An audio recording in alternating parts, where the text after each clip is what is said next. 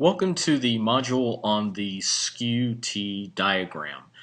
This is the first of a couple of tutorials to help you to learn how to use the Skew T diagram. You are now looking at such a diagram.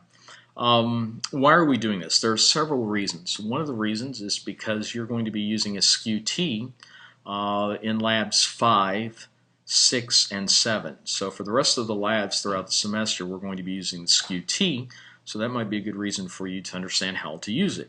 Probably the more important reason is that meteorologists use the Skew T diagram to help predict the occurrence or non-occurrence of severe weather such as tornadoes, hail, heavy wind events. They use this particular diagram.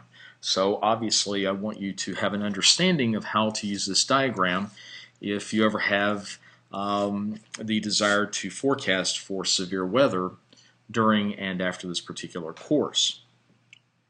Now on this diagram you'll notice there is an x-axis which is temperature. You see my cursor down at the bottom. This temperature axis is in degrees Celsius. And in the vertical, the y-axis, are the pressure levels throughout the atmosphere. Notice that as the pressure in millibars decreases, this is indicative of going higher up into the atmosphere. So going directly above your head into the atmosphere, the top portion of this scale is 100 millibars. We know that surface pressure is right around 1,000 on average. And you'll notice we have the 925 millibar, 850 millibar, 700. So you'll notice everywhere along this black line that I am showing with the cursor is the 700 millibar pressure level. And same thing for 500. Everywhere along this particular black line is the 500 millibar pressure level. Easy enough to understand. However, temperature is a little bit more complex to understand because the temperature lines do not go straight up, they skew off to the right. So this particular black line that I'm following from lower left to upper right is an isotherm, line of equal temperature. And this particular line of equal temperature is the 0 degree Celsius isotherm. So notice the 0 goes from lower left to upper right along this particular black line. If I were to look at the 30 degree Celsius isotherm, that would be this black line. So everywhere along this line is 30 degrees Celsius.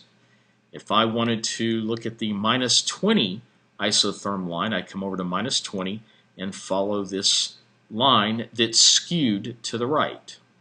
It's one of the reasons why we call it a Skew T, being temperature, because we read these by following the black lines, the isotherms, from lower left to upper right. Now, if I were to ask you to pick off the minus 15 degree isotherm, you'll notice you don't see a minus 15. You have a minus 20 and a minus 10, and we know that minus 15 is halfway in between. So I pick a point halfway in between minus 20 and minus 10, and I go up to the right parallel to the minus 20 and minus 10 line because I know that's the minus 15. So that's what I'm doing. I'm trying to stay right down the middle between the minus 20 and the minus 10 isotherm.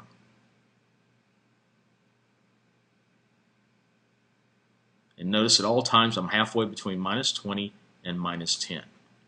So that should give you an idea on how to read temperatures off of the Skew T chart. So we have temperatures on the x-axis that skew off to the right and pressure levels that are on the y-axis. In part 2, we'll take a look at some of these other lines on this Skew T chart.